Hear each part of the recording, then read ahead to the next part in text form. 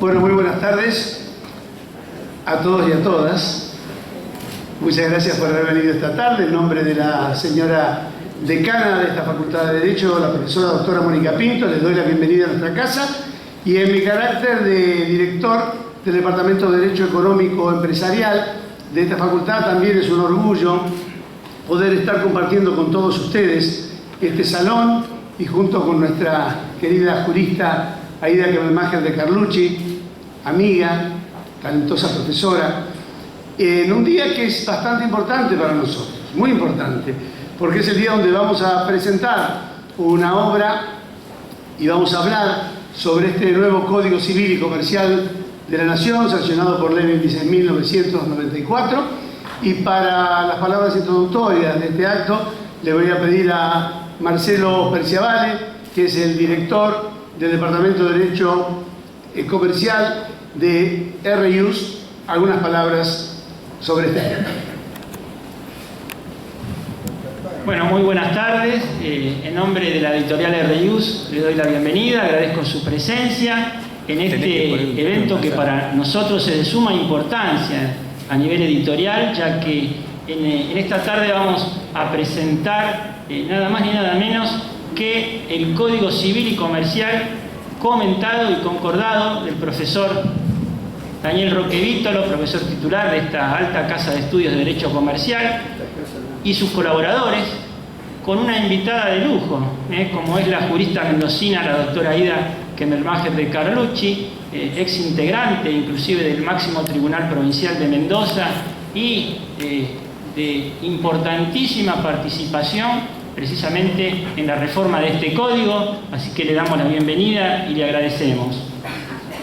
La editorial RIUS, con más de 40 años prácticamente en el mercado nacional, siempre con capitales nacionales y de actuación no solo a nivel nacional, sino también internacional, desde el mismísimo momento de la reforma, a partir del 1 de agosto del 2015, como todos sabemos por la ley 26.994, donde el viejo Código Civil de Vélez Sarsfield dejó de tener vigencia y a partir de esa fecha tenemos un nuevo Código Civil y Comercial con el Código de Comercio derogado, que sin lugar a dudas va a regir la vida de los argentinos por muchos años más. Desde el comienzo de esta reforma, en aras de informar a los miles de suscriptores que tenemos por nuestro país, en todas las revistas, desde Trabajo y Previsión Social, Sociedades Comerciales, Derecho de Consumidor, Impuestos, etcétera, etcétera, hemos abordado el tema de la reforma con publicaciones especiales que han llegado no solo a todos los suscriptores de nuestro país, sino también al público en general. Nuestro Código Civil y Comercial, con algunos comentarios generales, ya tiene más de 10 ediciones y la editorial consideró que este era el momento apropiado para salir con una obra de suma importancia en 3 tomos, como es el Código Civil y Comercial, anotado artículo por artículo, y tuvimos la suerte de poder contar con un querido amigo de la casa, como es el doctor Daniel Vítolo.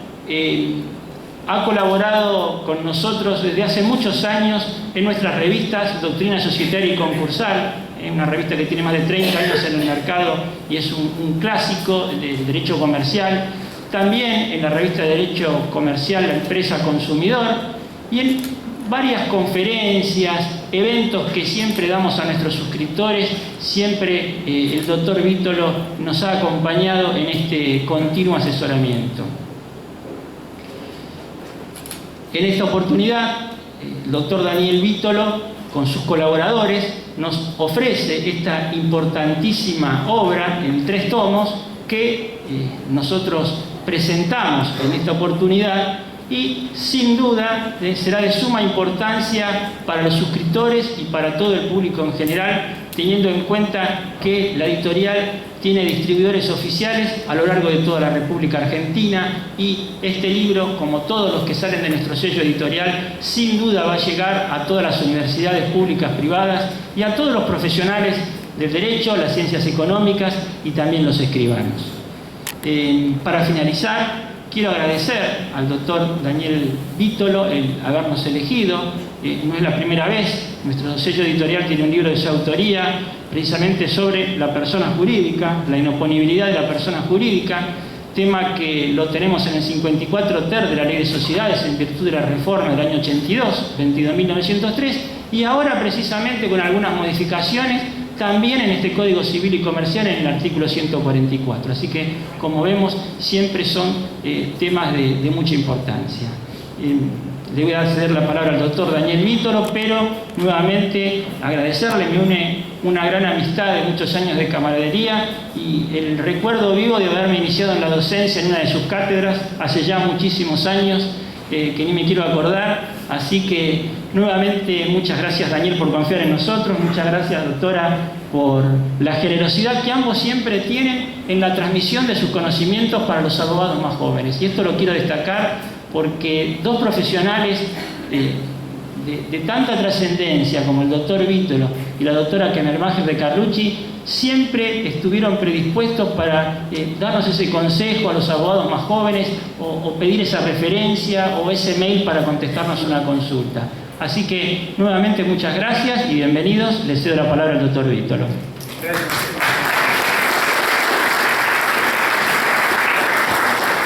Bueno, muchas gracias Marcelo, muchas gracias RIU por confiar en nosotros, gracias Aida por el enorme tiempo de haberse tomado ese trabajo de leer los 3 tomos, de mandarme comentarios y observaciones tan puntuales, tan detalladas, que solamente una persona de una enorme generosidad, vuelvo a repetir, y de una amistad incondicional como la que tenemos y mantenemos, lo hace con un cariño, con una dedicación en un tema tan difícil y sabiendo que es una persona tan ocupada donde casi no tenemos tiempo, no sé si para dormir, pero ha sido realmente muy emocionante para mí todo su apoyo en este tema.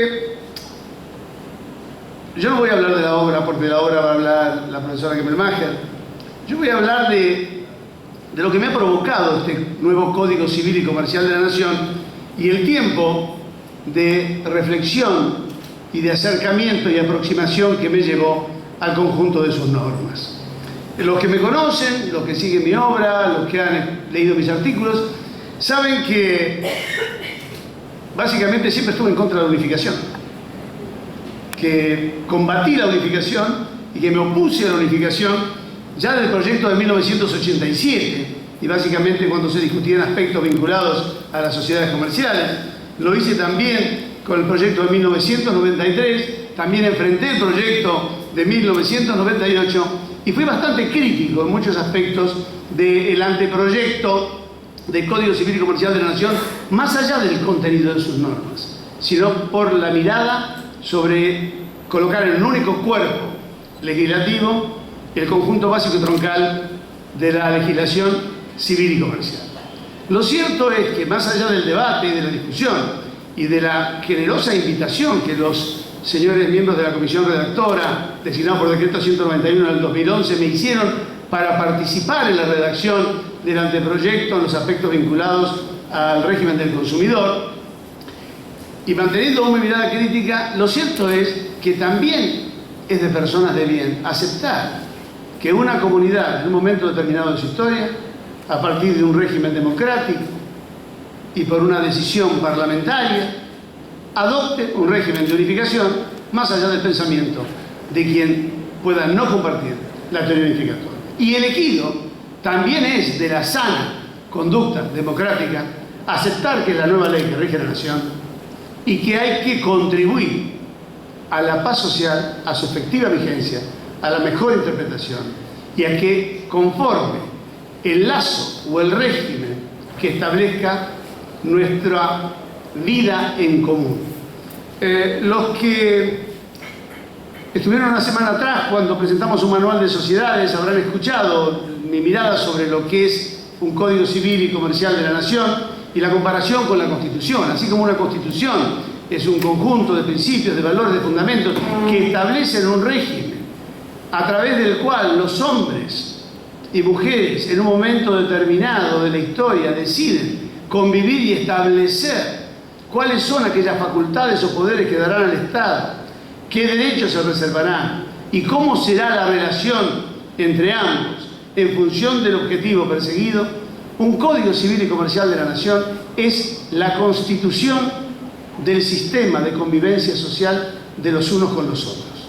A través del sistema de derecho privado que genera un Código Unificado Civil y Comercial de la Nación, nosotros estableceremos, cuando nacemos, para el derecho, cómo vivimos, cómo crecemos, cómo nos legitimamos, cómo nos relacionamos, en las cosas más íntimas, en el amor, en los afectos, cómo somos progenitores, cómo dejamos de serlo, cuáles son los derechos que tomaremos en cada una de estas situaciones, cómo conformaremos nuestra familia y qué modelo de familia deseamos tener, cómo nos vamos a vincular dentro del sistema social con nuestros semejantes, cómo vamos a producir los bienes y servicios que necesitamos, cómo vamos a distribuir los bienes y servicios producidos, cómo van a circular los bienes y servicios, cuáles serán los bienes a los cuales le daremos significatividad,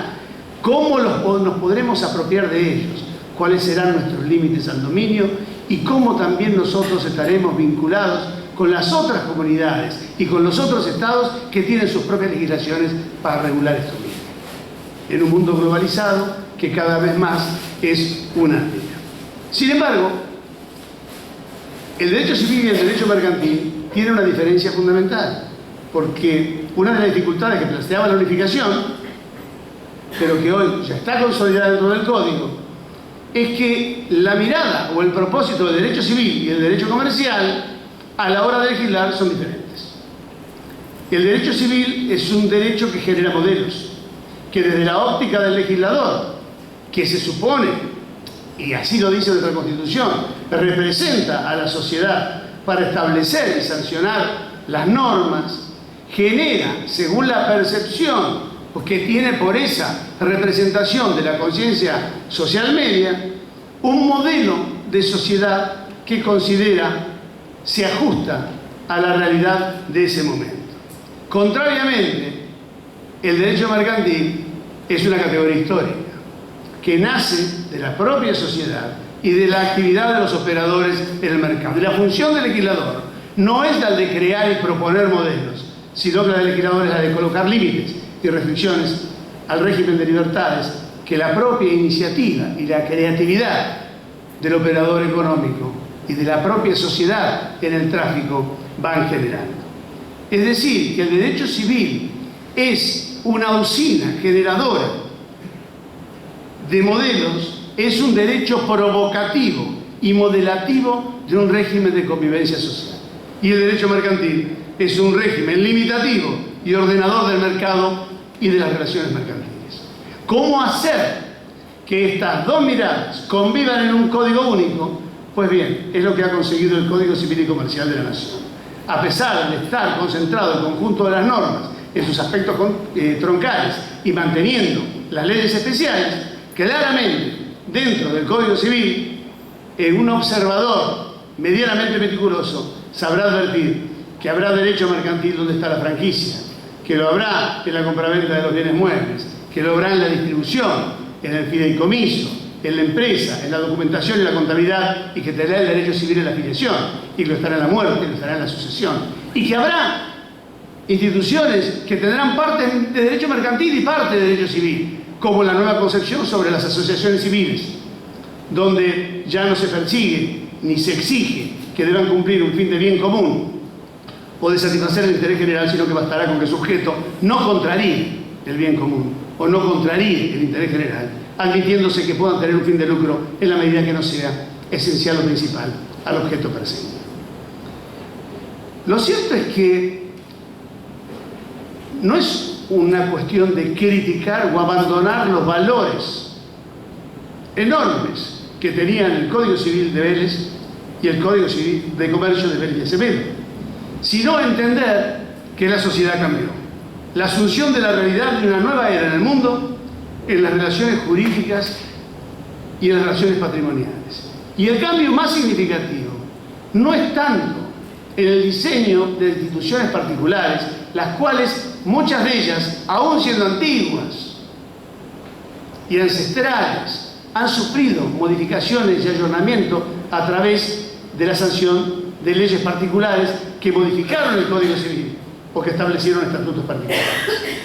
En la gran crisis de los códigos que nos regían, estas venían de otro lado, de algo más profundo, de un cambio necesario de un sistema jurídico que era formal, positivista y descriptivo, que ya no servía para solucionar los problemas de la gente y que debía recurrir a parches complementarios por el dictado de leyes particulares, no necesariamente leyes especiales, leyes particulares, para dar respuestas normalmente tardías a una realidad cambiante.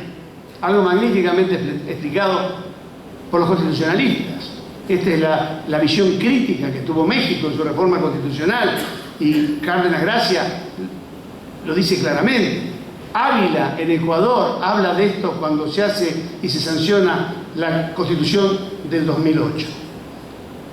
Y entonces, con la ley, yo entendí dos cosas. Primero, que es la ley que rige y que abruptamente, y en esto no tiene nada que ver la Comisión, se puso en vigencia, irrumpiendo en la vida de todos nosotros un 1 de agosto del 2015. La Comisión no había previsto que fuera inmediata la vigencia, y entró en vigencia. Y había que estudiarlo, había que entenderlo y había que transmitirlo. Y yo siempre he tenido un compromiso muy grande con mi colega y con mis estudiantes y con los jóvenes profesionales que necesitaban algo, un cuerpo escrito al que pudieran recurrir para entender qué pasaba con este código, para entender cuál era la nueva norma, para ver cuáles eran los alcances, cómo eran las instituciones, y que realmente esa primera aproximación difícilmente podía ser logrado a través de la lectura de 11 tomos, porque cuando llegaran al tema 11 se había olvidado lo que había ocurrido en el tomo 1, porque la lectura de corrida de los 11 tomos no iba a permitir aprender rápidamente la ubicación. Y entonces así fue concebida la obra. La segunda cuestión es cómo comentar un código de esta naturaleza. Un código, como digo yo, viene de 32 miradas y de 100 plumas. Bueno, yo siempre recuerdo el pasaje evangélico donde Jesús predicaba y llevaba la palabra, y la palabra conmovía. Pero un día alguien se acercó y le dijo: maestro, muéstranos dónde vives. Es decir, lo que dices es verdad, lo que tus palabras son de vida eterna. Pero ¿quién eres? Muéstrame dónde vives, que ahí voy a saber quién eres realmente. Y yo dije: bueno, ¿y si emulamos a la Comisión Reformadora para saber cómo pensar, para saber cómo actuar? Juntemos distintas miradas, juntemos especialistas en distintos temas, juntemos gente grande y gente joven, juntemos magistrados y juntemos gente del Ministerio Público, juntemos abogados litigantes, juntemos académicos, y trabajemos de esa manera.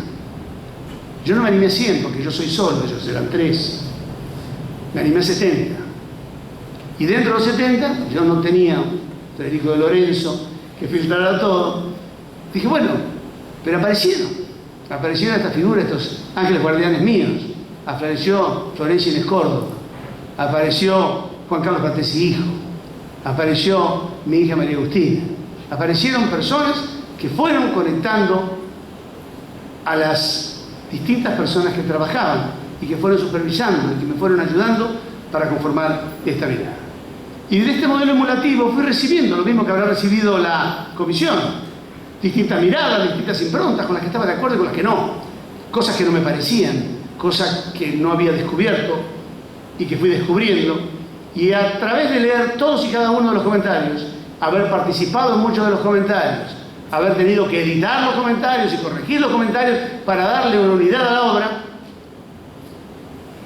con gente maravillosa, 70, no puedo nombrar los 70, van a estar en la lista, quédense tranquilos, está corregida la primera parte del código donde están todos con sus nombres bien y todo correcto, pero recibía una mirada sobre la prescripción de la caducidad que venía desde Tucumán, de Nicolás Videla, o también recibía de García de Soberlione desde Córdoba otra mirada, y recibía de Jorge Rojas una mirada crítica sobre el arbitraje, y las páginas maravillosas de Hechos Reales de Eduardo Molina Quiroga, bueno, y de tanta gente que ha participado y se ha comprometido con la obra.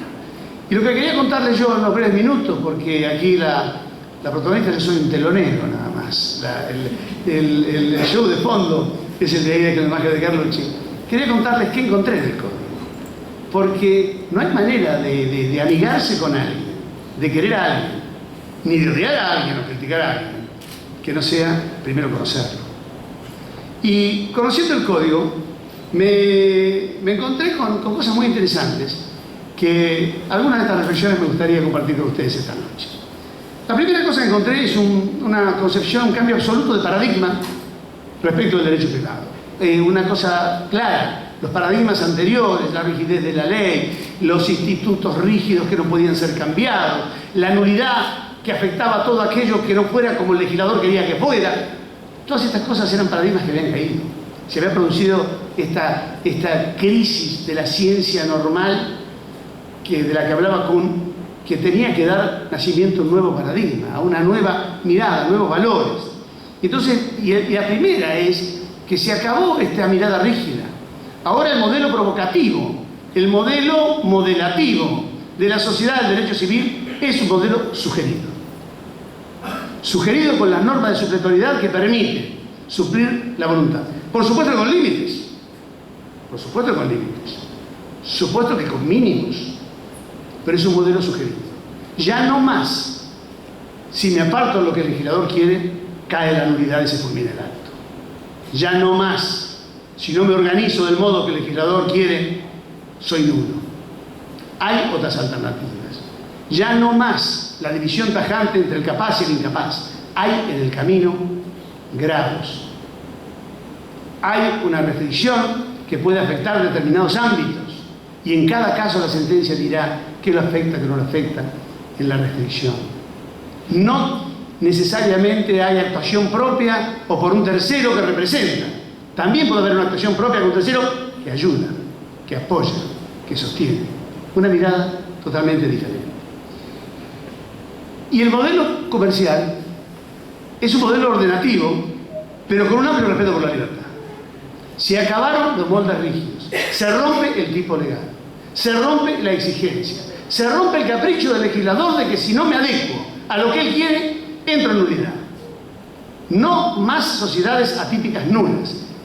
Se abre la sociedad a una creatividad, a los contratos asociativos libres, sin riesgos de ser considerado otro instituto, la posibilidad de realizar actividades comerciales de producción e intercambio de bienes y servicios, pudiendo separar los sujetos, sin que esto importe la solidaridad laboral, sin una contingencia que arrastra igual a perder la posibilidad del crecimiento. Se sale del régimen del positivismo jurídico y del tipo rígido para pasar a un sistema maleable, a un sistema dúctil, pero no por eso menos firme. Lo que los italianos llamaban el diritto mite, es decir, el derecho manso. Porque la mansedumbre no es sinónimo de debilidad. La mansedumbre no es sinónimo de fractura. Las normas jurídicas, en una sociedad tan cambiante, tan veloz, comentábamos hoy con un grupo de discusión, cuando daba clase al mediodía, que en mi época las generaciones eran cada 25 años. Hoy vemos en nuestros hijos personas con diferencias de 4, de 5 años, piensan totalmente distinto. Sus valores son diferentes, su comportamiento y sus códigos son diferentes. Una sociedad que va a esta velocidad, la ley no tiene manera de seguirla. No es un problema de deseo, es un problema de imposibilidad. La ley no puede seguir a la sociedad a la velocidad que la sociedad se desenvuelve. Por eso las normas jurídicas no pueden ser ya la expresión de intereses particulares, ni tampoco una enumeración de principios universales e inmutables que alguien, en circunstancias de tiempo y lugar, puede imponer a los demás, quienes deben necesariamente acatar ese mandato. ¿Qué significa esto? ¿Que no hay más límites? No, lo seguirá viendo. Lo que es peor, va a haber más límites que antes. Porque nosotros venimos de qué límites? Del orden público, de la moral, de las buenas costumbres. Y esto sigue estando en el código. Está en el artículo 12, está en el artículo 10, está en el Instituto del Abuso del Derecho, pero lo cierto es que no alcanza. Ya una sociedad no puede seguirse manejando en el siglo XXI nada más con que caminen por la vida, pero perdón, menos orden público, buenas costumbres y moral, avancen igual. Esto cambió. Esta sociedad no puede seguir funcionando así. No alcanza, porque existe otra nueva mirada. Hoy no puede haber una sociedad donde no haya buena fe. Y no solamente en el contrato, sino como una directriz general. Buena fe para todos y todas, y en todos los comportamientos y en todas las circunstancias. Artículo 9, artículo 729, para todo el régimen obligacional, no es solamente para la interpretación del contrato. La confianza legítima, el principio de coherencia, los actos propios, artículo 1067, como norma. El deber de no dañar, pero otro deber más, el de evitar el daño. 1710. La protección del ambiente, artículo 14, artículo 240. La subordinación de los derechos subjetivos a los derechos de incidencia colectiva, 240. Nuevas muestras de sistemas de convivencia. La norma sobre inmisiones, artículo 1973. El principio de la reparación plena, 1740. 1757. La no exhibición por la autorización administrativa, cuando estamos trabajando con cosas o actividades riesgosas. 1762, la actividad de los grupos, cuando lo puede identificar. El régimen 2573 de privilegios.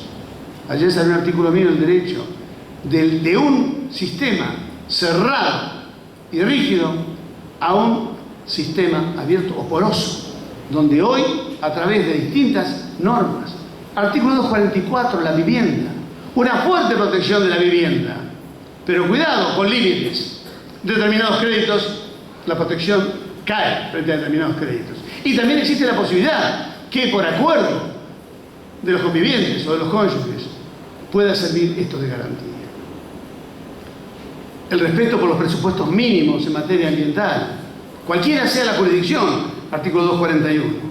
Y algo muy importante, la aparición del concepto de dignidad humana como límite al objeto de los actos jurídicos, como consecuencia de la incorporación de los tratados internacionales y de derechos humanos al bloque de constitucionalidad federal del artículo 75, inciso 22 de la Constitución de 1994.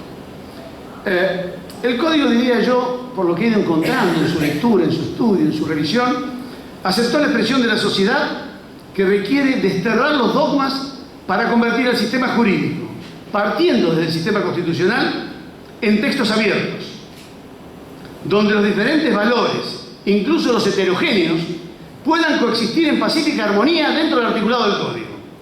¿Y por qué esto? ¿Por qué ese reflejo de la realidad? Porque también los hombres, las mujeres, los niños y los adolescentes aspiran a convivir y a coexistir pacíficamente en sus comunidades, más allá de sus diferencias. Y la norma o el pacto que regula la convivencia social no puede ser diferente de las aspiraciones o de las metas que buscan los hombres que son los destinatarios de dicho régimen jurídico. Un régimen de constitucionalización del derecho privado, del que se habla tanto, el mismo profesor Lorenzetti y la Comisión de los Fundamentos lo mencionan, y que muchas veces se ha confundido pensando, bueno, la constitucionalización del derecho privado, ¿saben qué significa? Bueno, que las normas constitucionales tienen que estar reflejadas en la ley. Esto no es la constitucionalización del derecho privado, porque si esto fuera la constitucionalización del derecho privado, el derecho privado fue constitucionalizado de siempre, porque tenemos el control de constitucionalidad y cualquier norma que sea contraria a la Constitución es inconstitucional. Entonces, ¿qué es la constitución del derecho privado? Es la mirada diferente. Es decir, se respetan los mecanismos y métodos de aplicación del conjunto de las normas que rigen el ordenamiento jurídico. ¿Y cuáles son? La subsunción, cuando estamos frente a una regla, la ponderación, cuando estamos frente a un principio, y la razonabilidad para toda decisión, con interdicción de la arbitrariedad. Para evitar también que la ponderación se transforme en un procedimiento racional para la aplicación del derecho y en especial de los derechos fundamentales. Entonces, un ámbito en el cual la ley ya no es mirada más como la consecuencia ni el continente de normas constitucionales volcadas por la Carta Magna en el texto legal ordinario sino que al revés, es la Constitución misma la que se llena de la ley para cumplir su cometido. En una mirada donde la Constitución no existe como algo a ser ejecutado, sino que existe como algo para ser materializado. Y de este modo, la mirada cambia, porque todo apunta a la Constitución. Es la ley la que va a llenar la Constitución, y no la Constitución la que va a volcar o desmembrarse en la ley. Lo que también nos va a permitir a que tengamos un mayor respeto por la Constitución y que deje de ser considerada, como algunos han dicho, un mero panfleto político con un conjunto de ideas y de sueños difícilmente alcanzables. También encontré el régimen de flexibilidad para determinar las jerarquías móviles cuando hay colisión de normas, de reglas y de principios. Esto lo encontré en el código. Encontré la movilidad, un código de libertad, pero que en materia contractual es tremendamente rígido cuanto a la forma. No hay forma ni hay acto jurídico. Si está listada, si no se cumple la forma, no hay acto. Si no se cumple la forma, no hay contrato. Pero sin embargo, si hay empresa, y yo he visto la forma, igual hay sociedad, igual hay contrato, igual hay nacimiento del sujeto de derecho. Donde protejo al matrimonio bajo el régimen de comunidad de bienes, no permitiendo la contratación de interés propio, pero lo libero si lo que voy a generar es un beneficio para el mercado a través de la constitución de una sociedad, permitiéndole incluso la generación de sociedades de la sección 4 del capítulo 1. Encontré viejos amigos y admirados en el código. Me encontré con Alexis, me encontré con Borki, me encontré con Hatt, me encontré con Zagrebelsky y con Ferraioli. Pero ¿saben qué? También en algunos rincones volví a encontrarlo a Kelsen. Y también encontré frenos y resistencias a determinados cambios que parecerían vendrían con la dinámica del código, pero que al momento de la norma no vinieron, y me imagino que quizás no se hizo porque fueron considerados prematuros, o porque, como toda obra jurídica que se plasma en una ley, es sujeto también de negociaciones e intervenciones de último momento. Ha habido inquietud por la nueva norma, se ha generado una enorme inquietud. Normalmente yo atribuyo gran mayoría de esta inquietud al desconocimiento, es decir, uno tiene miedo a lo que no conoce. Y se dice, bueno, pero finalmente si vamos a ir a un código con un sistema de textura abierta, si vamos a ir a un código donde finalmente ya no hay una sujeción al principio de legalidad en cuanto a que podamos repetir que la decisión del juez en el caso final debe ser adecuada al texto o al contenido de la norma, sino que vamos a ir a un sistema de reglas, de principios, donde tengamos ponderación, donde se busque la proporcionalidad, donde busquemos una decisión finalmente razonable. Bueno, dicen, esto va a generar inestabilidad. Nos alejamos de la seguridad a la que estamos acostumbrados. La ley lo dice, esta es la norma, yo encuadro, no importa. Pero hay efectos colaterales, no importa. Pero esto no es equitativo, no importa. Pero es desproporcionado, no importa. Lo dice la ley. Dura lex, sed lex. Nunca más. Hoy hay otra mirada, otra apertura. Y la gente dice, bueno, esto genera inestabilidad. Puede ser. Lo dijo el mismo Zagrebelsky, cuando los alemanes lo criticaban, le dice, pero bueno, si usted va a enfrentar con el sistema de textura abierta, vamos a entrar en un sistema inestable. Dice, sí, no hay remedio. Porque la relación social es inestable. Porque el mundo es inestable. Porque las relaciones son inestables. Entonces le dicen, bueno, entonces vamos a perder seguridad jurídica. No. Y acá es un tema que es delicado, que es separar el concepto de estabilidad con el de seguridad, que son dos cosas totalmente distintas. Si seguridad jurídica vamos a llamar a que cualquier sujeto, en cualquier momento, frente a un acto jurídico, a una relación jurídica o a una situación jurídica, tenga que saber y afirmar con absoluta seguridad qué ocurrirá en caso de conflicto en cada una de las hipótesis en el futuro, señores, esto no es seguridad jurídica, esto se llama adivinación. Y la adivinación es un problema de brujas, druidas y de pitonisas. La seguridad jurídica es otra cosa.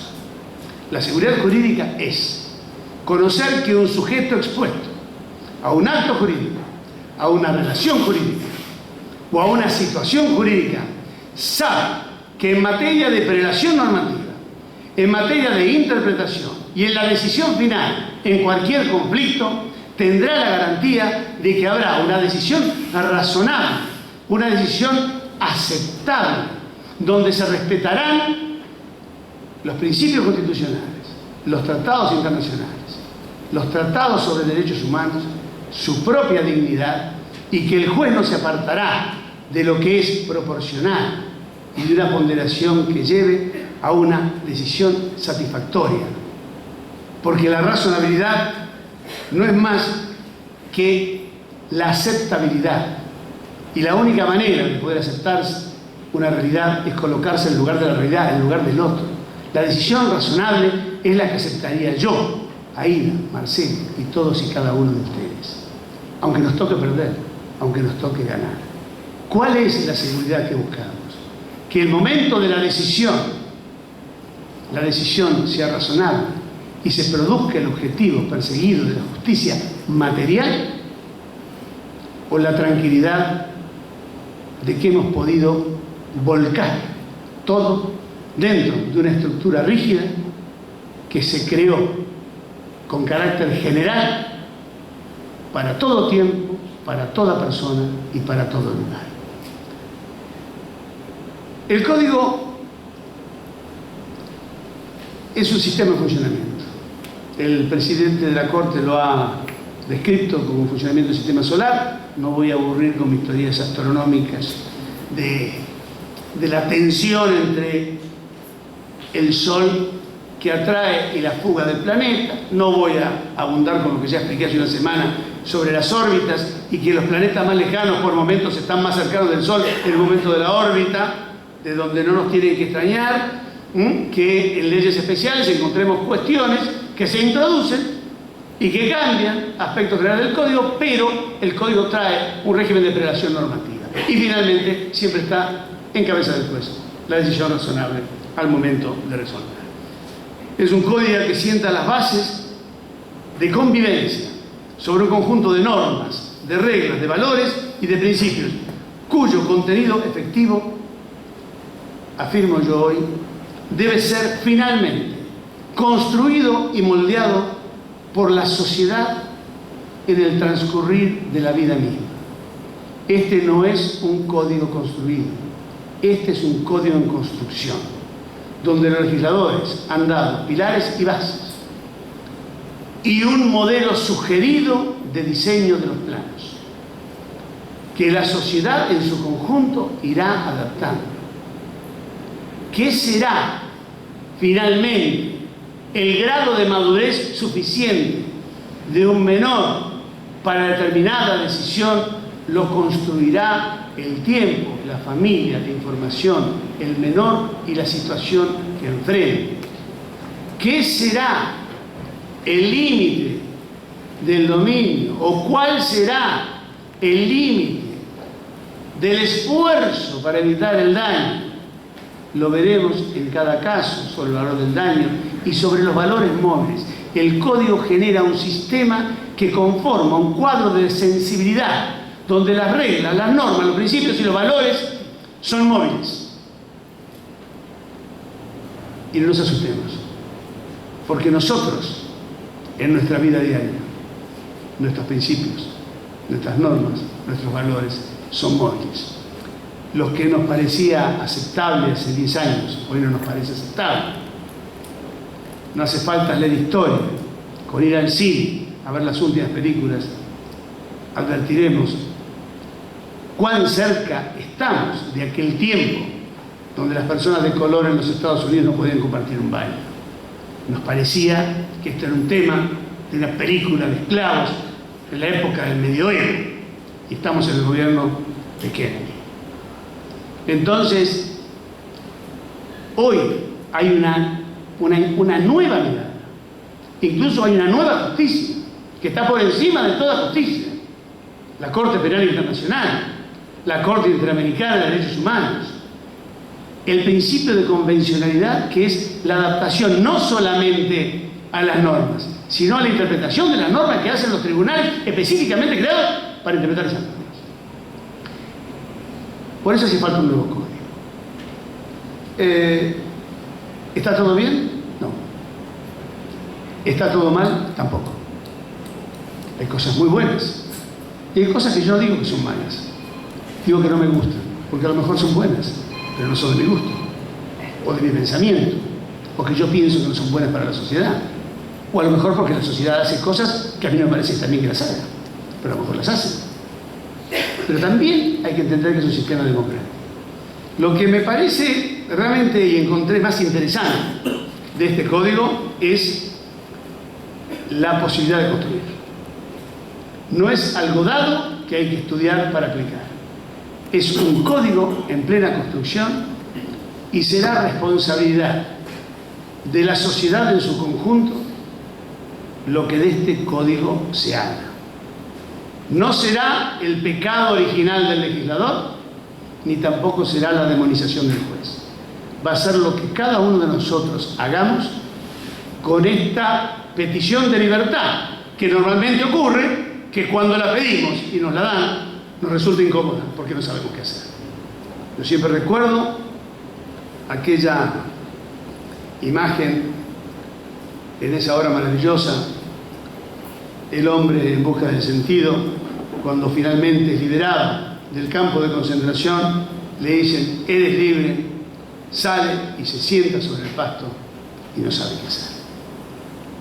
Que no nos pase como sociedad, nos dieron una oportunidad y con las críticas que se pueden hacer, que espero que sean para el código y para la obra constructivas, lo que hemos tratado de hacer nosotros con este grupo de 70 maravillosas personas que me ha tocado dirigir, es preparar una obra de fácil acceso, de aproximación a un nuevo régimen jurídico, a un nuevo sistema de derecho privado y a una nueva manera de mirar el modo en que los hombres, mujeres, niñas, niños y adolescentes debemos vivir los unos con los otros en este país que tanto queremos, que tanto nos hace sufrir, pero con el cual al menos las 70 personas del código y yo personalmente estamos totalmente comprometidos. Muchas gracias.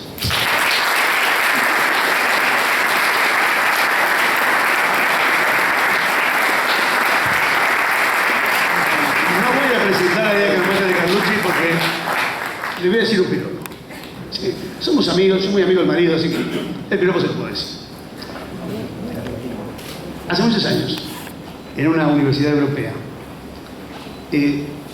había un concurso público abierto para un cargo en el departamento de física y en la cátedra de física.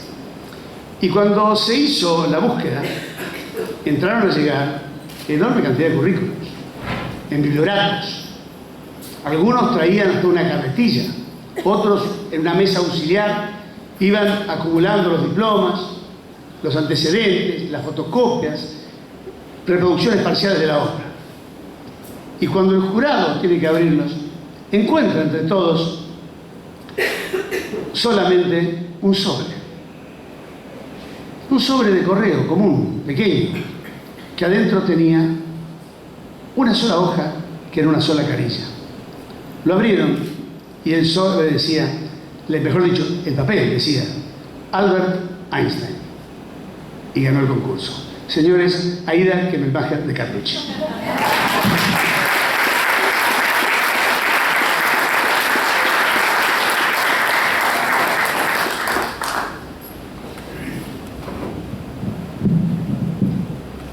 Muy buenas tardes.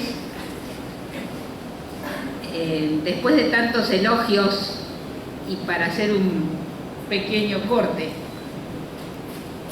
quisiera antes de comenzar esta presentación felicitar al equipo que representó a la Universidad de Buenos Aires y que por primera vez venció en la prestigiosa competencia YESUB de Derecho Internacional.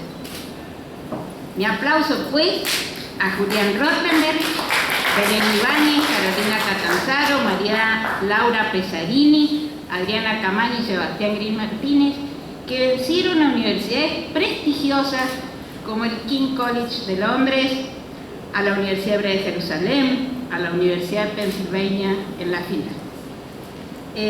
Quiero hacer este pequeño homenaje porque creo que el espíritu que ha guiado a Daniel al convocar a todas estas personas es también incentivar a estos jóvenes maravillosos que nos hacen tener esta esperanza que has dicho en tu palabra final.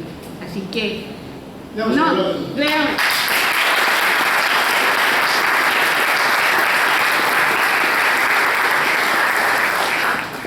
Bueno, ahora sí paso a la función encomendada. Daniel Vítolo fue uno de los primeros que, podríamos decirlo desde el punto de vista académico, se puso al hombro el Código Civil y Comercial. En realidad, antes se puso al hombro el anteproyecto y todas las vicisitudes por las que fue atravesando este anteproyecto. Así, antes de la sanción del Código Civil y Comercial, publicó 2 libros, ambos con la editorial Ad Hoc, uno titulado Reformas a la Ley de Sociedades en el Proyecto, en el año 2012, y otro, Las reformas al régimen de defensa del consumidor en el proyecto, con la misma editorial. Sancionado el nuevo código en el año 2015, publicó con esa misma empresa un libro que llamó La defensa del consumidor y el usuario en el Código Civil y Comercial, y otro titulado Comentarios a las modificaciones de la Ley 26944 a la Ley General de Sociedades. También llevó adelante una obra incluso de mayor aliento con otra editorial, la editorial Rubinsal, en 2 volúmenes, sobre las reformas a la Ley General de Sociedades. Allí no concluyó su enorme tarea. Decenas de artículos se publicaron en diferentes revistas jurídicas de difusión nacional. Abarcó desde lo más general su preocupación por lo que quedaba del derecho comercial. ¿Qué queda del derecho comercial? Esta gran preocupación. Que claro, hoy te escuchábamos y decíamos qué lejos quedó aquel artículo. Hoy has dado respuesta a todos los interrogantes de aquel artículo. Pasando, por supuesto, por las sociedades, para referirse especialmente a las viejas llamadas irregulares, las civiles, los contratos asociativos, la empresa familiar, los consumidores, tratando incluso los temas de derecho internacional privado, el registro público de comercio, la responsabilidad civil, el abuso del derecho, etcétera, etcétera, etcétera. En numerosas ocasiones, en charlas, conferencias, a propósito del código, he repetido un dicho chino que dice: cuando soplan vientos de cambio, algunos construyen muros y otros molinos. Pues bien, con todos esos importantes aportes, Daniel Vítolo ciertamente construyó molinos y muchos. Con este background, por supuesto, no podemos dudar de la autoridad académica que tiene Daniel Vítolo para abordar la obra que hoy presenta. Un Código Civil y Comercial completo, comentado exegéticamente, en 3 volúmenes. Como es sabido, el Código Civil y Comercial tiene un título preliminar y 6 libros. ¿Cómo están distribuidos en esta obra ese título preliminar y esos 6 libros? El volumen primero, de aproximadamente 1000 páginas, cubre el título preliminar y los libros 1, 2 y 3 hasta el artículo 956. O sea, en este primer tomo, el lector encuentra todo lo que aprende en la universidad en materia privado 1. Los alumnos del primer año, hay tomo 1. Ahí tienen la parte general, es decir, los sujetos, el objeto, la relación jurídica, y lo que aprenden en privado 2 en la teoría general de las obligaciones. El volumen 2 comienza con el artículo 957 de los contratos. Cubre, podría decirse, el curso de privado 3, pues encuentra, además de la teoría general del contrato, el núcleo duro del régimen de los contratos con los consumidores, que se completa con la ley especial no derogada, algo que a veces la gente se olvida, que la ley de protección de los consumidores está allí, y los contratos en especial hasta llegar al artículo 1707. El volumen tercero comienza en el artículo 1708 es decir, el régimen de la responsabilidad civil unificado, y cubre el resto del libro tercero, es decir, otra fuente de las obligaciones, el libro cuarto, derechos reales, el quinto, sucesiones, y el sexto, donde están los privilegios, prescripción y caducidad, régimen de derecho internacional privado. Esa podríamos decir el plan general de la obra, en paralelo con el Código Civil y Comercial. Permítaseme entonces en esta presentación dialogar con el director. Ahora, 3 aclaraciones sobre este diálogo. En primer lugar, solo me referiré a las principales cuestiones que Daniel aborda en su excelente capítulo introductorio. Obviamente, este diálogo, esta tarde aquí, no puede cubrir todos los puntos de la obra, ni siquiera los de la introducción. En segundo lugar, en ocasiones este diálogo, que quiero tener con él, con ustedes todos presentes, para que vean que no estamos diciendo nada impertinente, se reduce a contar a veces la de alguna de las normas. ¿Por qué apareció esto aquí? Y en tercer lugar, mi propósito es, tomando como punto de partida las magníficas reflexiones del director en este capítulo preliminar, seguir avanzando en la construcción, como Daniel lo ha dicho, porque este es un código en construcción, nadie lo ha definido mejor que lo que lo has hecho esta tarde aquí. Primer tema abordado en este capítulo introductorio, el problema de la carencia de las notas. Dice Vítolo, el código no incluye notas, no indica fuentes por decisión de la comisión redactora, de un modo similar a lo ocurrido con el proyecto de 1998. Al entender que la mecánica de notas del Código de Vélez obedecía a una necesidad de la época en razón de constituir el primer Código Civil Patrio, situación que no presenta el nuevo Código, que se ha nutrido de más de 150 años de vigencia, con la interpretación y los aportes de las leyes complementarias, la doctrina, la jurisprudencia efectuada en relación al Código de Obra. Permítaseme esta tarde completar esa idea que expresa Daniel en el capítulo preliminar. El Código Civil y Comercial no incluye notas, además de esa razón, porque como bien lo han señalado esta tarde aquí, el método de interpretación de la ley ha cambiado. El Código Civil y Comercial no menciona a la intención del legislador, que de algún modo estaba expresada en las estupendas notas de Vélez, sino que este código habla de las finalidades de la ley, artículo 2 que has mencionado. Adhiere pues a la interpretación activista, no originalista, aceptada, por supuesto, por la Corte Interamericana de Derechos Humanos y su par, el Tribunal Europeo de Derechos Humanos, pero aceptado en nuestro país por la Corte Suprema de Justicia de la Nación desde hace ya muchísimos años, porque ya en el año 1934, en el caso Abico, la Corte dijo: las normas constitucionales deben ser interpretadas de forma tal que se adapten a las realidades o exigencias de la vida moderna, sin buscar obstinadamente cuál fue hace 100 años el pensamiento de sus autores. 1934, Corte de Justicia de la Nación. La adhesión a este método está plenamente justificada. Como señalaba en Colombia el maestro Valencia Sea al explicar su proyecto de Código de Derecho Privado, y es lo que has dicho también esta tarde, Daniel, acá, cada generación reclama su propia individualidad, criterios o ideas originales, que en vez de restar seguridad y precisión a las normas, permiten su evolución y progreso. El argumento de autoridad o sentido genuino de la ley, decía el maestro Valencia Sea, tiene apenas un valor relativo. No podemos aspirar a que nuestra forma de pensar sea la misma forma de pensar de nuestros sucesores, así como tampoco nuestros antepasados pudieron vincularnos con sus maneras de concebir y resolver los problemas jurídicos. Problema de democracia, es un problema de justicia intergeneracional, si queremos.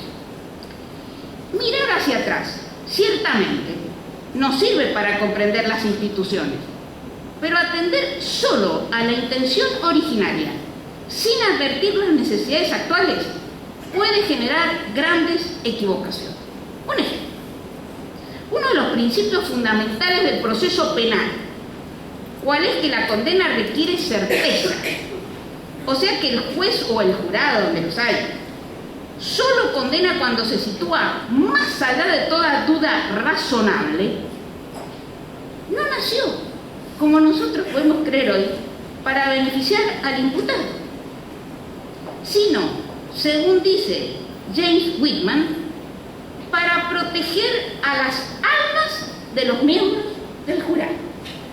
Épocas en las que la religión todavía estaba inmersa en el proceso. ¿Y por qué? La famosa frase de San Mateo, no juzguéis si no quieres ser juzgado, tenía un significado concreto en la tradición cristiana antigua. Condenar a un acusado inocente era considerado un potencial pecado mortal.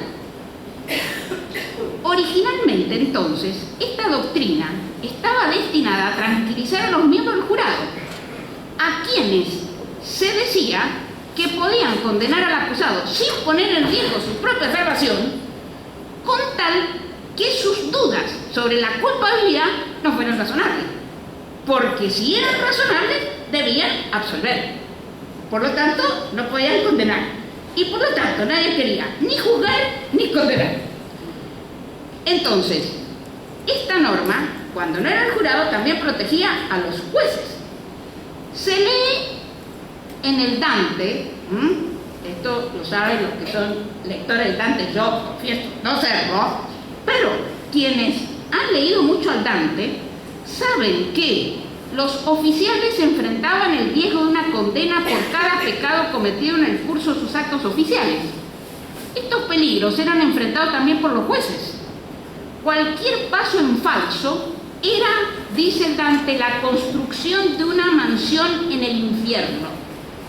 La duda acerca de los hechos presentaba un peligro para el alma del juez. Un juez que está en dudas en aquel tiempo debía negarse a juzgar.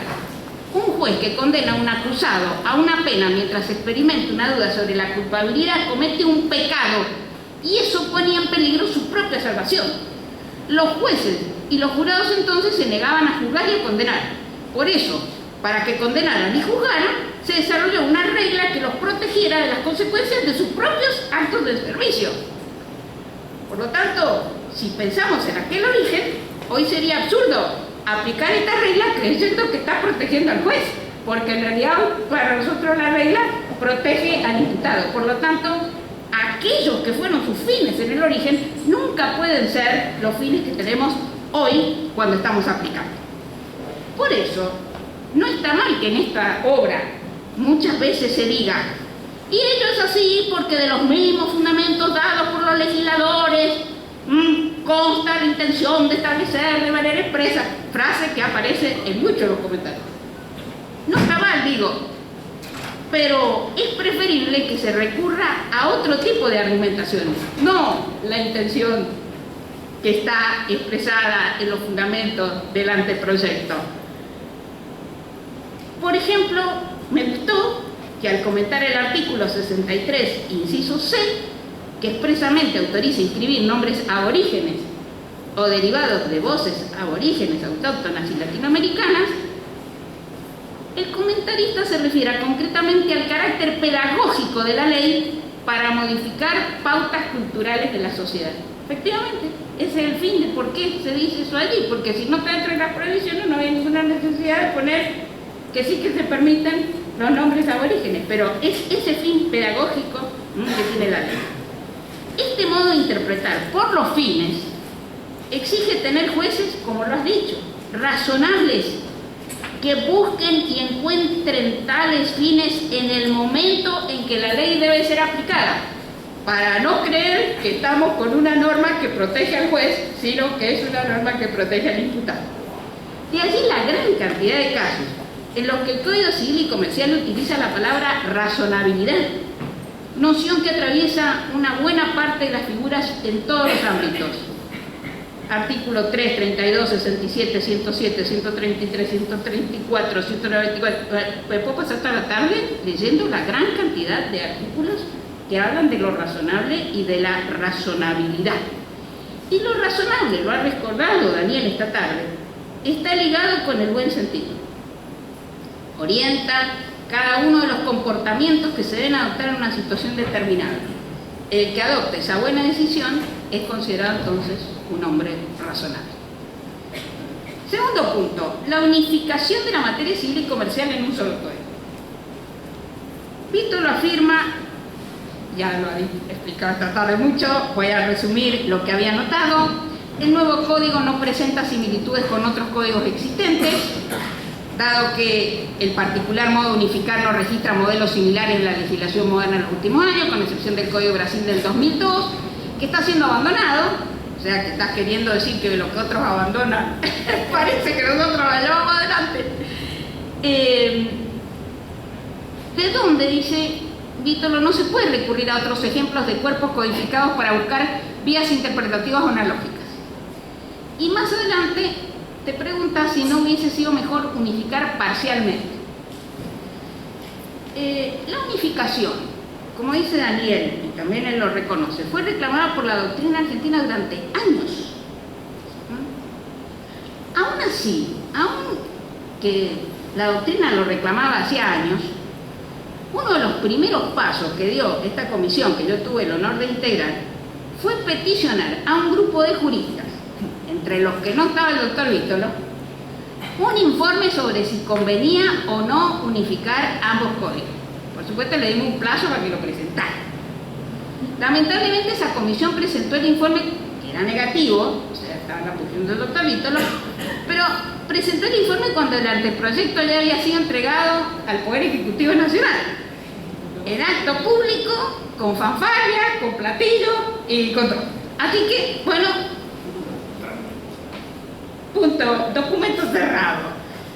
De cualquier modo, cabe señalar que el Código Civil y Comercial sigue en este aspecto el proyecto del año 1998, que también has criticado, pero en los fundamentos que acompañaron aquel proyecto se afirman cosas muy importantes.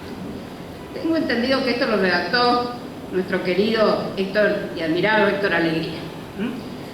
Dicen en sus fundamentos, dice, por entonces, año 1804, está hablando el Código Civil francés, el año 1804, se trazaba una nítida división entre el derecho civil, que diría Scarelli era considerado el continente legal propio de la economía agrícola, el derecho comercial al que se le atribuían las incumbencias del comercio y de la industria. Las circunstancias variaron con el transcurso del tiempo. Ripper describió con acierto el fenómeno de la expansión de los actos mercantiles. Los actos de la vida corriente son realizados hoy bajo la forma comercial. El contrato no es más un acuerdo concluido después de una larga discusión con redacción de un escrito en doble ejemplar. Es adhesión a cláusulas predispuestas, impresas en formulario, la compra de un billete a precio fijo, la inscripción en un registro, etc. La misma vida rural no escapa a esa comercialización. Conoce el crédito agrícola, el guardan de la cosecha, la expedición de mercaderías por el ferrocarril, y ningún inmueble puede pasar a la vida sin acudir a una escribanía. Pero, efectivamente, puede no pasar por una escribanía, pero lo que no puede dejar de acudir hasta cotidianamente ese mismo señor es a un banco.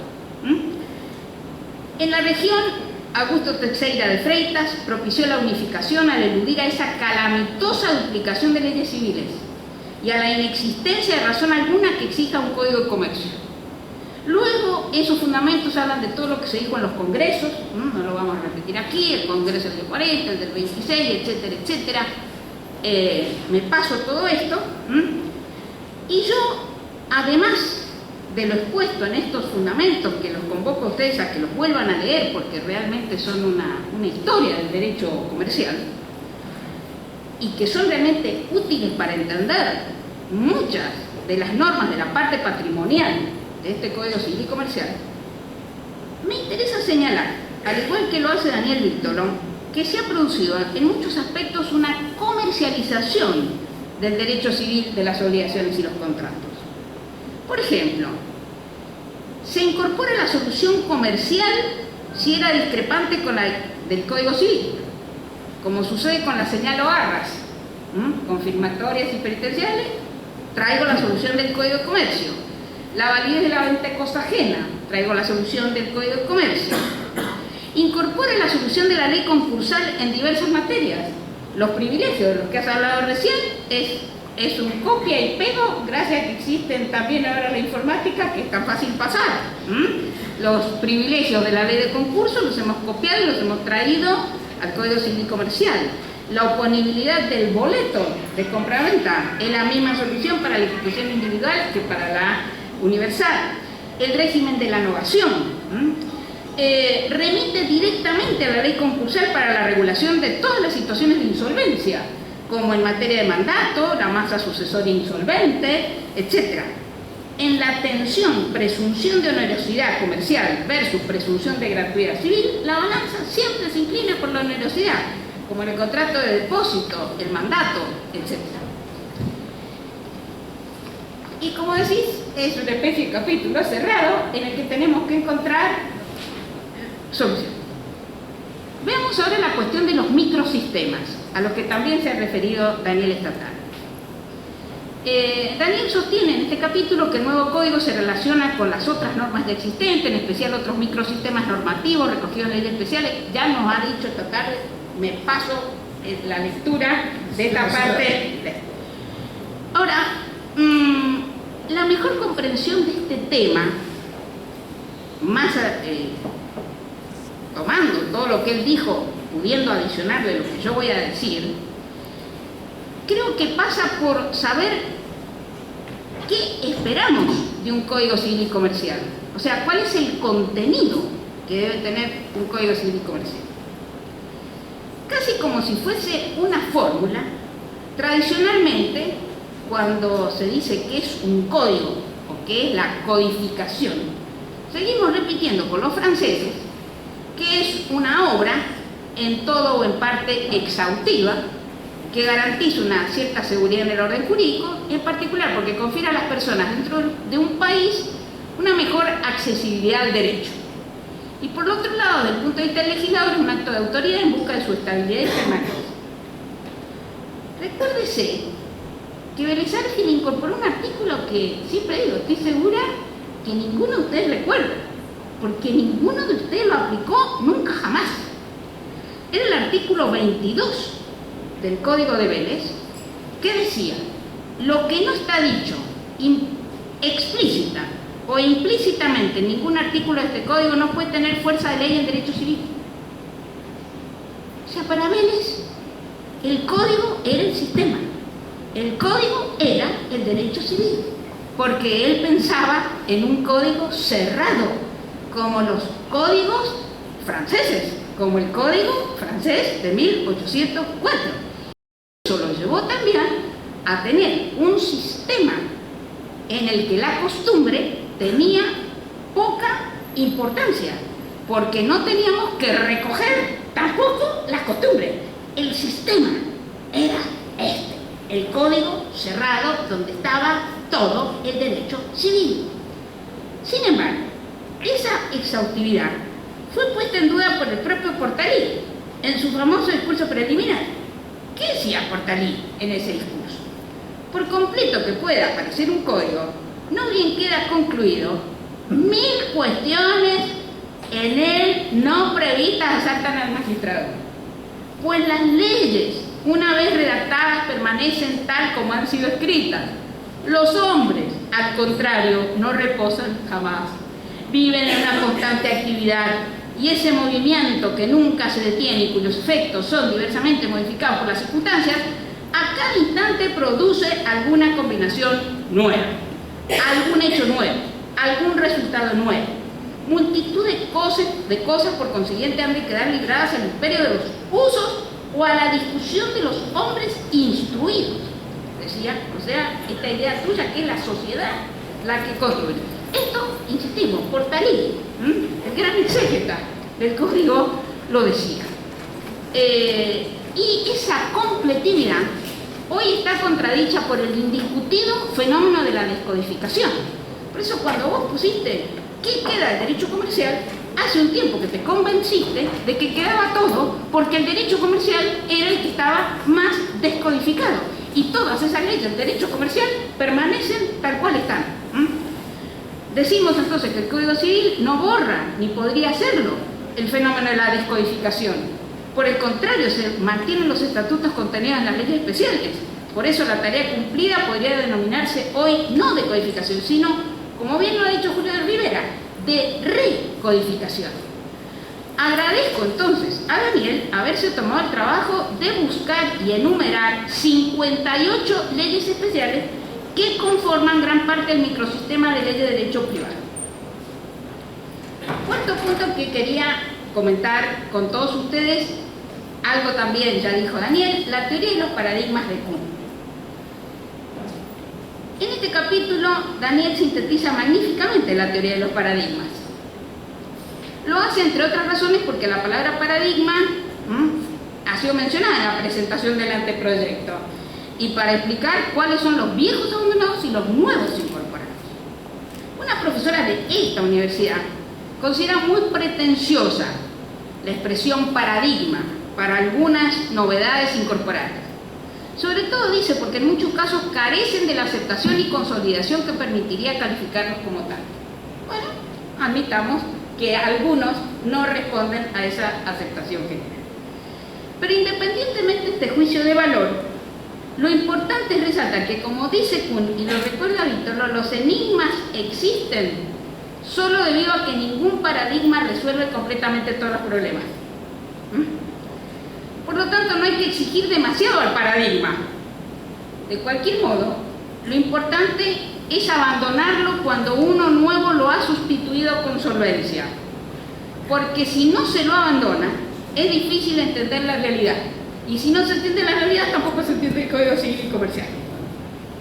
Alejandro Nieto, en su obra El Derecho y al Revés, dice: es fácil entender las cosas cuando se dejan a un lado dogmas perturbadores, algo así como sucedió con los movimientos siderales cuando se consiguió prescindir del dogma geocéntrico inventado por una interpretación bíblica caprichosa que impidió entender lo que los ojos y la razón perciben. Debemos pues abandonar esos dogmas, sobre todo si están equivocados. Por eso Daniel hace muy bien en detenerse en analizar los paradigmas abandonados y los nuevos paradigmas incorporados. Insisto, porque para entender este código deben abandonarse los viejos paradigmas que funcionaron como dogmas y para colmo de males mal interpretados. Entre los paradigmas abandonados, Víctor lo destaca, el haber dejado en el camino dos de los pilares sobre los que se estructuró el derecho comercial, el comerciante y el acto de comercio. Efectivamente, no aparecen en este Código Civil y Comercial, ninguno de los dos. ¿Por qué? Porque la realidad ha sustituido estos dos conceptos, que en otros tiempos eran vacilares, por otros dos que lo son hoy, que son la empresa y el consumidor. Y la empresa y el consumidor sí aparecen en el nuevo Código Civil y Comercial. Daniel enumera 13 nuevos paradigmas y los comentaristas, en sus sucesivas reflexiones en cada uno de los articulados, parecen seguir estos 13 nuevos paradigmas que has enunciado. ¿Cuáles son esos 13 que enunciaste? Uno, el régimen del diálogo de fuentes, que también has hablado de eso esta tarde hoy, la constitucionalización del derecho privado, la identificación y reconocimiento legislativo de la existencia de derechos individuales y de derechos de licencia colectiva, la tutela integral de la persona humana. Este paradigma está aceptado incluso por la profesora que no le gusta que se hablen de los paradigmas, pero este dice que sí, que existe.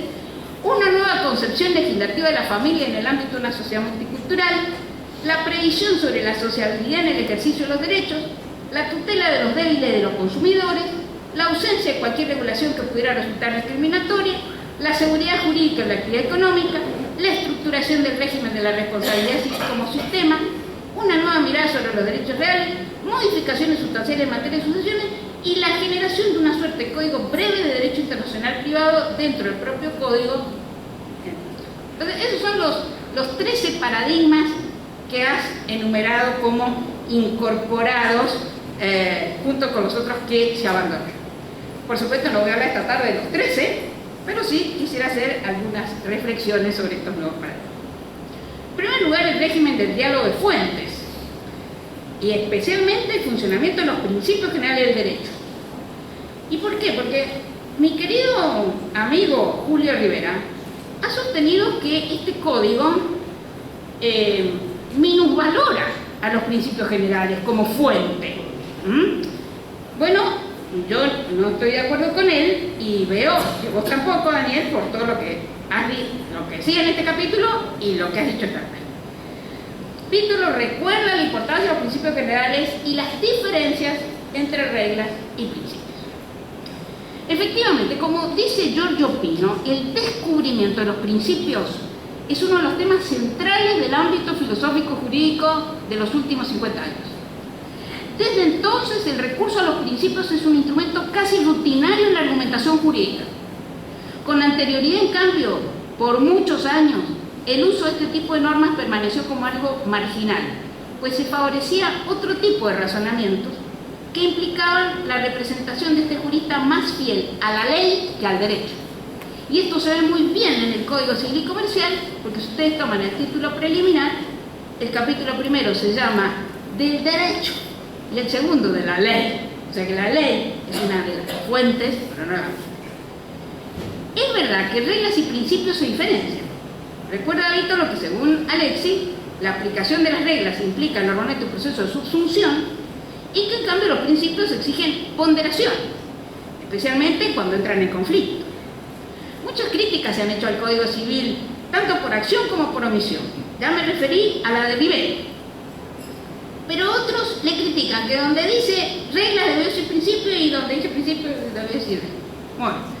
Así, por ejemplo, el artículo 31, bajo el título de Reglas Generales, dispone que la restricción al ejercicio de la capacidad jurídica se rige por las siguientes reglas generales. Entre otras, menciona la presunción de capacidad general de ejercicio. Según algunos, esto sería un verdadero principio. Al igual que el inciso B, cuando afirma que las restricciones son de carácter excepcional y se imponen en beneficio de la persona.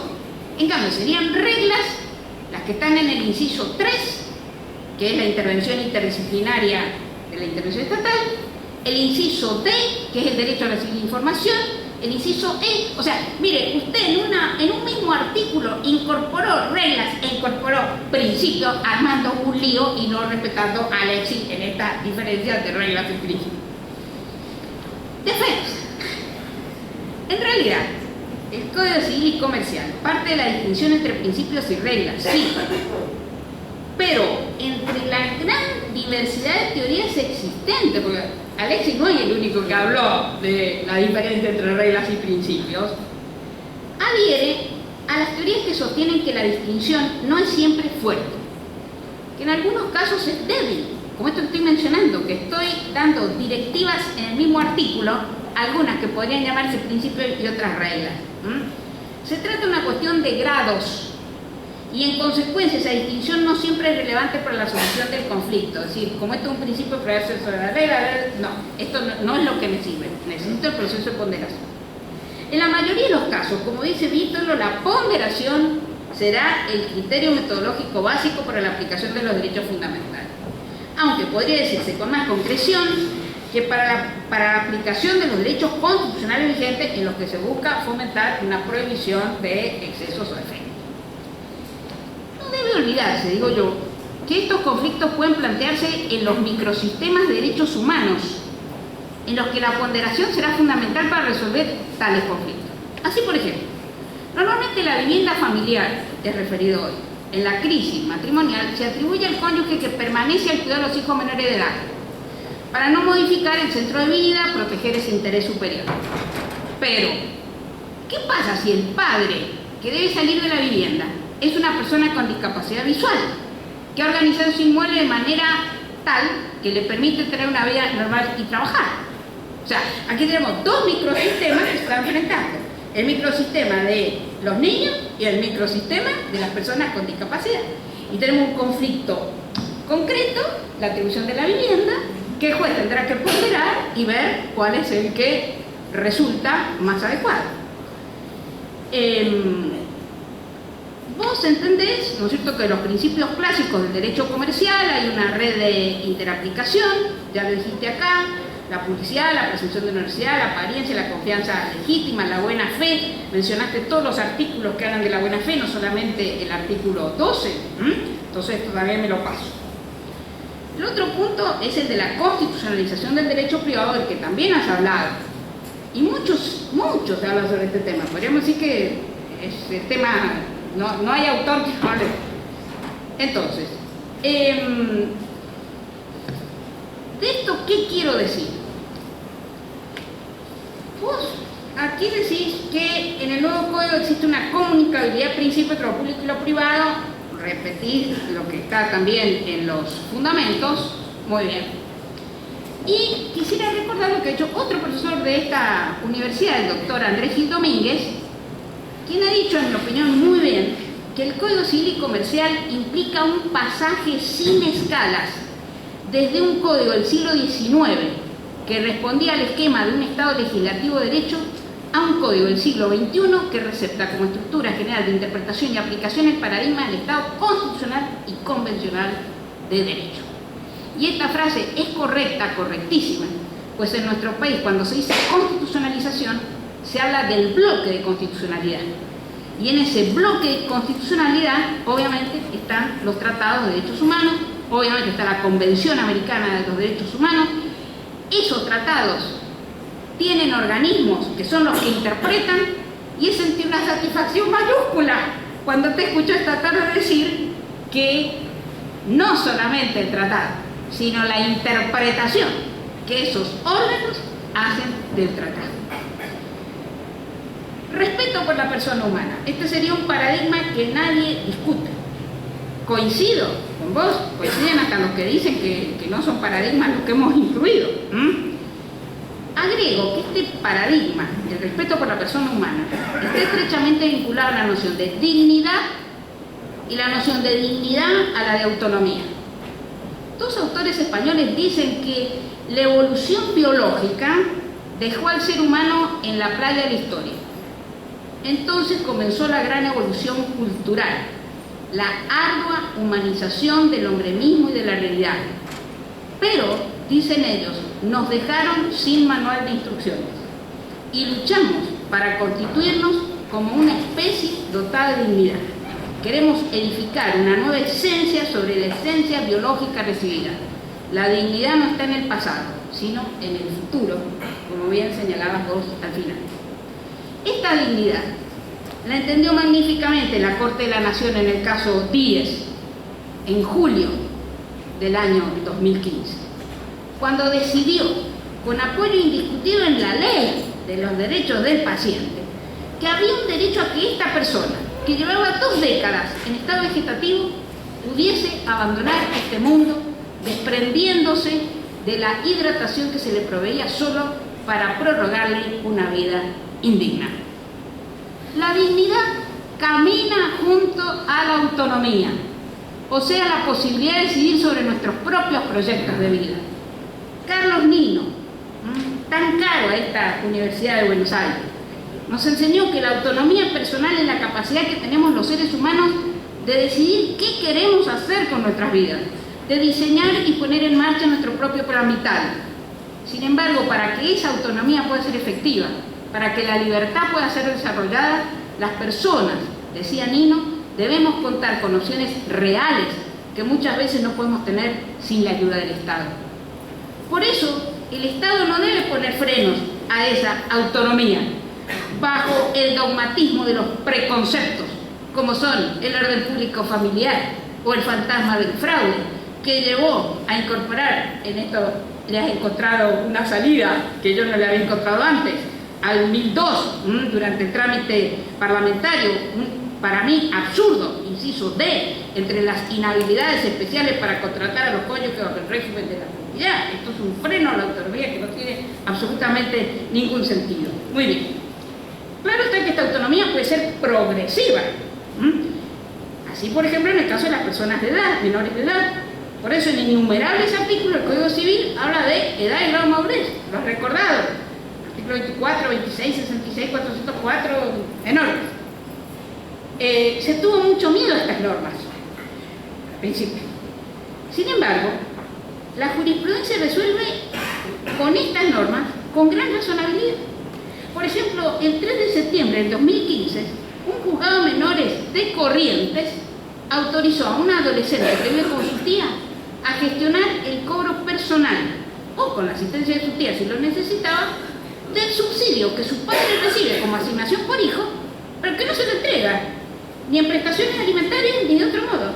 Y entonces la jueza le dijo, esa es la situación, tenés autonomía, viniste acá para pedírmelo, también tenés esa autonomía y cobrarlo. Entonces, vemos cómo se está manejando la jurisprudencia con esta absoluta razonabilidad. Otro caso, dos adolescentes que teniendo diferentes progenitores prestan consentimiento para ser adoptados por el marido de la madre, que es en realidad quien cumple verdaderamente el rol de padre. A uno se le otorga la adopción plena, al otro le otorgan la simple. Pero en ambos casos los dos niños llevarán como primer apellido el del adoptante. Claro, con los sistemas dogmáticos cerrados de los que vos hablabas, hubiese sido absurdo este juicio, ¿no es cierto? A ver si se entendió. Dos adolescentes tienen diferentes padres, diferentes progenitores, padres biológicos, ¿sí?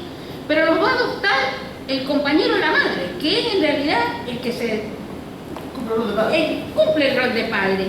¿Y qué pasó? Uno, el juez lo llama y le explica cuál es la diferencia entre la adopción plena y la simple. Uno dice, yo quiero la simple porque a veces yo me encuentro con mi papá biológico. Y el otro dice, yo quiero la plena porque a ese tipo no lo veo más, ni lo quiero ver, ni nada. Pero los dos quieren el sistema de los apellidos de la plena. Y el juez le da a cada uno lo que quiere. Al que quiere la simple, y al que quiere la plena. Y le dice, y el apellido los dos, y le dice, mire, esto no viola el principio de igualdad ante la ley, que a este le dé la simple, a este le dé la plena. Lo que respetan es el interés superior del niño y lo que cada uno de estos chicos quiere en su proyecto de vida y la razonabilidad. Por eso te digo que hay que leer la sentencia para ver cómo los jueces, maravillosos jueces de familia, están aplicando esto, que es la parte más modificada, pues siempre lo hemos dicho. Todo proceso de recodificación está lo de conservación y lo de gran renovación, por no decir de revolución. Y es absurdo negar que la parte de la gran renovación está en el derecho de familia. Y cuando uno ve cómo este derecho de familia está siendo aplicado por los jueces, realmente te das cuenta cómo estamos solucionando por primera gente, como este caso que estoy recién mencionando, o el de recién de los subsidios. También incorporamos la autonomía de las personas con discapacidad restringida. Por favor, esto ya estaba en la modificación del artículo 152 del Código. Que los jueces no lo aplicaran era otro cantar, pero estaba allí, lo había modificado la ley. Era cuestión de saber que estaba, de conocerlo, lo que decía Daniel antes. ¿Quieren que recordemos cómo era antes? Porque mucha gente parecía haberlo olvidado. En fin, como dice Gil Domínguez, el respeto por la persona y su dignidad emana del propio artículo 1, cuando hace referencia a los casos que este código rige, pues dota a la norma de una fundamentación particularista que se vincula con el pluralismo y con la idea de que cada persona en su contexto y plan de vida tiene el derecho a ser considerada y de recibir una respuesta conforme a su problema particular. De la familia en una sociedad multicultural, como otro paradigma. Nosotros teníamos la obligación de incorporar este paradigma. Y tenemos la obligación porque la Corte Interamericana de Derechos Humanos lo ha dicho tantísimas veces, en casos incluso en los que ha condenado a la República Argentina, como es el caso Fornerón. Algunas de las fórmulas, todas las formas de familia tienen ventajas y desventajas, cada familia tiene que ser analizada en lo particular, no desde el punto de vista estadístico. En la Convención Americana no se encuentra determinado un concepto cerrado de familia, ni mucho menos se protege solo el modelo tradicional. O sea, había la obligación internacional de incorporar esta pluralidad familiar. Una nueva mirada sobre los derechos reales, decís vos. Y aquí, por supuesto, tenemos el problema de la propiedad indígena, que, como ustedes saben, se eliminó la regulación que habíamos hecho nosotros, y confieso acá a todos ustedes, viene eliminada. ¿Por qué viene eliminada? Porque la regulación que habíamos hecho no respondía a la mirada que tiene la Corte Interamericana de Derechos Humanos sobre el dominio de los pueblos originarios.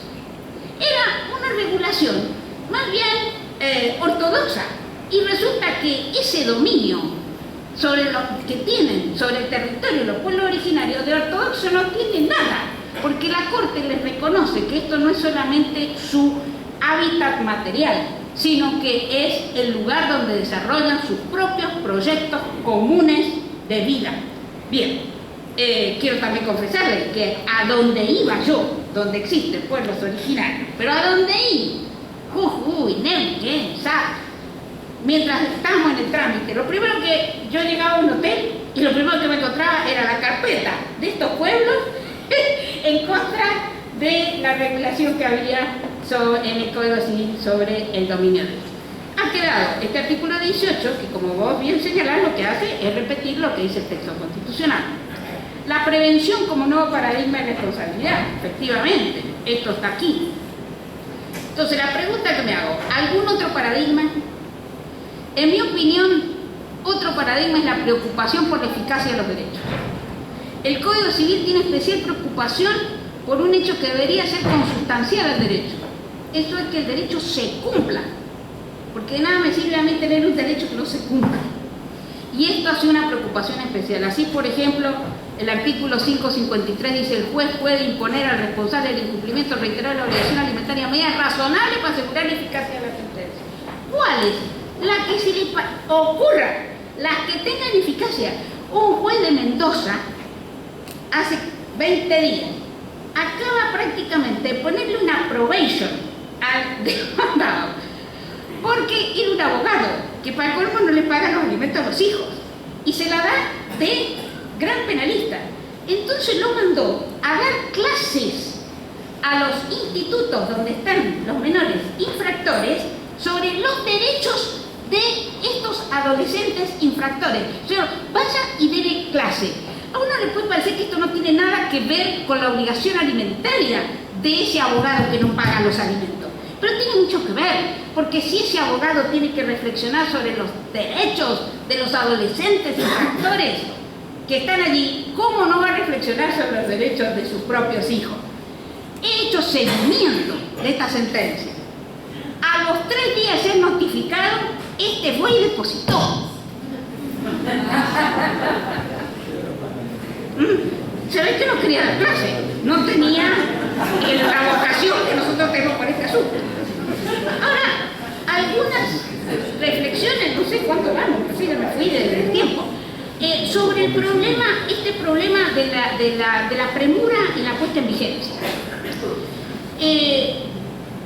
Es cierto que se adelantó, pero más allá de todo esto, yo quiero recapacitar sobre 2 cuestiones. Primero, los plazos muy prolongados de vacancia legis,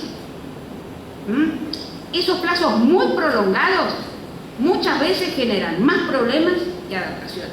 Voy a poner un solo ejemplo paradigmático. En España, igual que nosotros, se modificó el tema del nombre, el nombre de familia, el apellido de familia. Eso se tuvo que modificar por la reforma constitucional del año 78. En el año 99 cambian la norma, pero no se puso en vigencia. Y después se modificó, esa que no estaba en vigencia, se la modificó y se dictó una nueva ley del registro civil del 2011, pero que entrará en vigencia recién en el 2017. Los españoles todavía están discutiendo cómo se hace cuando no se ponen de acuerdo los padres de cuál va primero y cuál va después. O sea, eso de que si tenemos un tiempo muy largo, vamos a estudiarlo bien y ya vemos también los problemas que generan. Bien. ya has explicado cómo hiciste esta obra y entonces no me queda sino mi especial agradecimiento por esa convocatoria amplia que hiciste, similar a la que la comisión redactora hizo. El resultado es la obra que comento, que al igual que el Código Civil y Comercial tiene aciertos y errores. Por eso me he inhibido de hacer comentarios sobre algunas argumentaciones puntuales vertidas a lo largo de los 3 volúmenes. Interesantes, por cierto, pero que, como vos decís, podríamos discutir. Por ejemplo, la que pone en duda el requisito de habitar el inmueble afectado, el artículo 247, con el argumento de que el régimen del matrimonio eliminó el deber de cohabitación de los cónyuges. En primer lugar, lo que quiero decir es que este artículo 247 copia a la 14394, donde la obligación de la convivencia está para los parientes colaterales dentro del tercer grado. Nunca estuvo tampoco para el cónyuge. Las argumentaciones que en materia de régimen patrimonial del matrimonio entienden que la vivienda no está suficientemente protegida, entre otras razones por autorizar la acción subrogatoria del acreedor. Esta fue la idea que originariamente expuso el maestro Borda, pero después el propio maestro Borda entendió por qué había que dar esa acción subrogatoria. Por supuesto, a mi criterio, la solución legal que recoge el criterio mayoritario, que como bien lo reconoce el comentarista, pone equilibrio entre esa protección con la seguridad negociable, de que está muy claro que el juez va a autorizar la venta solo y solo si el interés familiar no resulta comprometido.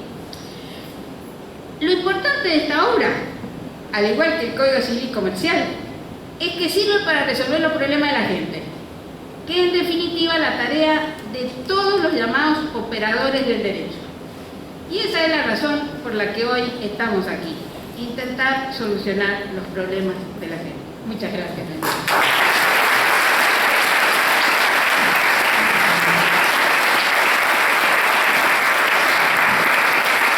Bueno,